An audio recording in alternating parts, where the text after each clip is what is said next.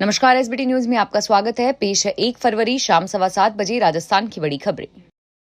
प्रधानमंत्री नरेंद्र मोदी ने संसद में शनिवार को पेश वित्त वर्ष 2025-26 के बजट को देशवासियों की आकांक्षाओं का बजट बताते हुए कहा कि इससे बचत, निवेश और आर्थिक वृद्धि को बढ़ावा मिलेगा। पीएम मोदी ने वित्त मंत्री निर्मला सीतारमण के बजट भाषण के बाद इसके प्रस्ताव पर टिप्पणी करते हुए कहा कि आज भारत की विकास यात्रा का एक महत्वपूर्ण पड़ाव है।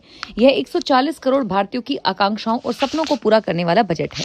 यह क्षेत्र विकसित भारत के मिशन को आगे बढ़ाने वाला है। यह बजट गुणक प्रभाव पैदा करने वाला बजट है। इस बजट से उपभोग और आर्थिक वृद्धि बढ़ेगी। वित्त मंत्री निर्मला सीतारमण ने शनिवार को लोकसभा में प्रस्तुत 2025-26 के बजट में सूक्ष्म, लघु और मझोले उद्यमों को बढ़ावा देने के लिए कई महत्वपूर्ण प्रस्ताव प्रस्तुत किए। श्रीमती सीतारमण ने एमएसएमई क्षेत्र को कृषि के बाद भारतीय अर्थव्यवस्था का दूसरा इंजन बताया और इनके संयंत्र और मशीनरी में निवेश की अधिकतम सीमा 2.5 गुना और कारोबार की सीमा 2 गुना बढ़ा दी है। इस तरह नई परिभाषा में निवेश की अधिकतम सीमा 1 करोड़ से बढ़ाकर 2.5 करोड़ रुपए और कारोबार की सीमा 5 करोड़ से बढ़ाकर 10 करोड़ रुपए, निवेश की सीमा 10 करोड़ से बढ़ाकर 25 करोड़ रुपए, कारोबार की सीमा 50 करोड़ से बढ़ाकर 100 करोड़ रुपए, मझले उद्यमों में निवेश की सीमा 50 करोड़ से बढ़ाकर 125 करोड़ रुपए कर दी गई है।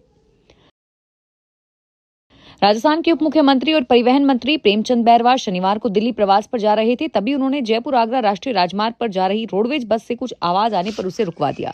बस में कुछ खराबी दिखी तो डिप्टी सीएम ने अधिकारियों से बात करके दूसरी बस का इंतजाम करवाया, जिसका वीडियो सोशल मीडिया पर वायरल हो रहा है। और उन्होंने एक पोस्ट में लिखा कि आज दिल्ली प्रवास के दौरान राजा पार्क के समीप राष्ट्रीय राजमार्ग पर संचालित राजस्थान राज्य पथ परिवहन निगम की बस में कुछ आवाजें आने पर उनको रुकवाकर बस चालक और परिचालक से जानकारी ली, जिसमें उन्होंने बस में समस्या के संबंध में ध्यान रखते हुए त्वरित कार्यवाही के निर्देश दिए।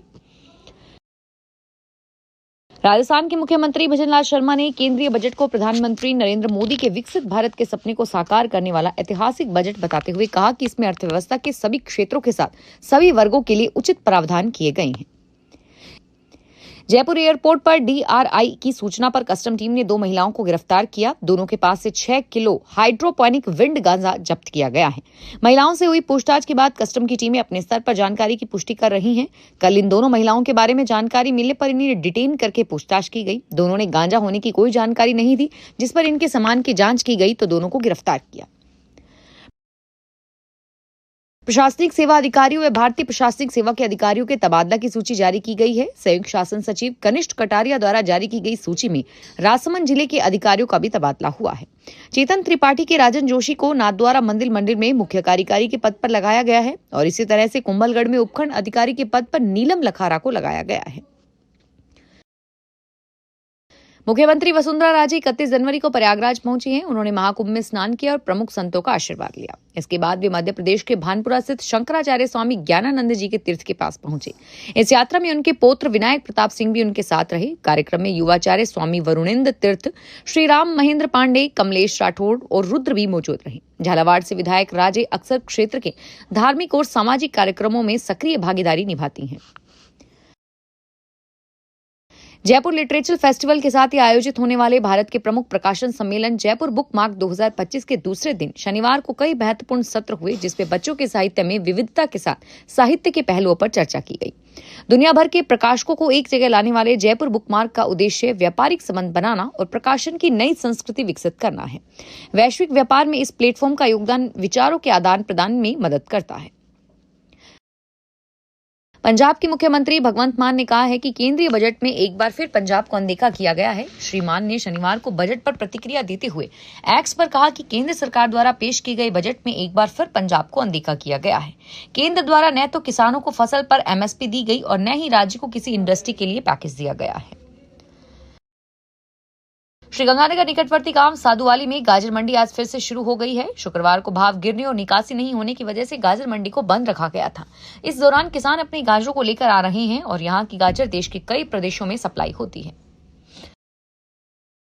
आम आदमी पार्टी के राष्ट्रीय संयोजक अरविंद केजरीवाल ने शनिवार को कहा कि उन्होंने अरबपतियों के कर्ज के संबंध में जो मांग की थी वह वित्त वर्ष 2025-26 के बजट में पूरी नहीं हुई है। केजरीवाल ने कहा कि देश के खजाने का एक बड़ा हिस्सा चंद अमीर अरबपतियों के कर्ज माफ करने में चला जाता है। मैंने मांग की थी कि बजट में ये ऐलान किया जाए कि आगे किसी भी अरबपति के कर्ज माफ नहीं किए जाएंगे। आय कर और जीएसटी की टैक्स दरें आधी की जाए और मुझे दुख है कि ये नहीं हुआ। भीलवाड़ा में हिट एंड रन मामले में घायल हुए 2 किशोरों में से एक की शनिवार को मौत हो गई और इसके बाद कोली समाज के लोगों ने अस्पताल के बाहर प्रदर्शन किया। सुबह करीब 10 बजे से शुरू हुआ प्रदर्शन दोपहर 3 बजे तक चला। मौके पर प्रशासनिक अधिकारियों ने समझाइश की और जिसके बाद मृतक और घायल किशोर को 5 लाख रुपए का मुआवजा देकर सहमति बनाई गई। सवाई माधोपुर में ऑपरेशन साइबर शील्ड के तहत बोली थाना पुलिस लगातार कार्रवाई कर रही है। इस दौरान पुलिस ने आज हेड कांस्टेबल धर्मेंद्र चौधरी के मुताबिक 10 जनवरी को हेल्पलाइन पोर्टल से प्राप्त शिकायत के आधार पर एएसआई रूप सिंह के बहलोई द्वारा लाखों से लाखों रुपए की ऑनलाइन ठगी करने के संबंध में प्रकरण दर्ज किया था। थाना पुलिस ने कार्रवाई करते हुए आरोपी के घर दबिश दी और विभिन्न चीजें बरामद की। मोबाइल के बिल समेत अन्य सामग्रियां जब्त की गई हैं। खाटू श्याम जी में बदमाश एटीएम उखाड़ कर ले गए। एटीएम में 14 लाख से ज्यादा पैसे थे। घटना बाई गांव में टंकी स्टैंड के पास की है। गाड़ी से एटीएम को उखाड़ कर लेके गए बदमाशों का कैमरे में सीसीटीवी फुटेज कैद हो गया है। खाटू श्याम जी थाना इंचार्ज पवन कुमार ने बताया कि घटना के वक्त एटीएम में 14 लाख से ज्यादा की राशि थी। राजस्थान लोक सेवा आयोग द्वारा आयोजित राज्य व अधीनस्थ सेवा प्रतियोगी परीक्षा बूंदी जिला मुख्यालय और हिंडोली उपखंड मुख्यालय में 30 परीक्षा केंद्रों पर कुल 9,373 परीक्षार्थी शामिल होंगे। सुदर्शन सिंह तोमर के अनुसार 17 जनवरी और 13 जनवरी को परीक्षा केंद्र स्थापित किए गए हैं। सरकारी केंद्रों पर 1-1 और निजी केंद्रों पर 2-2 पर्यवेक्षक नियुक्त किए गए हैं। परीक्षा की शुचिता सुनिश्चित करने के लिए 5 फ्लाइंग टीमें भी गठित की गई है। फिलहाल इस बुलेटिन में इतना ही और फिर हाजिर होंगे तमाम बड़ी खबरों के साथ। धन्यवाद।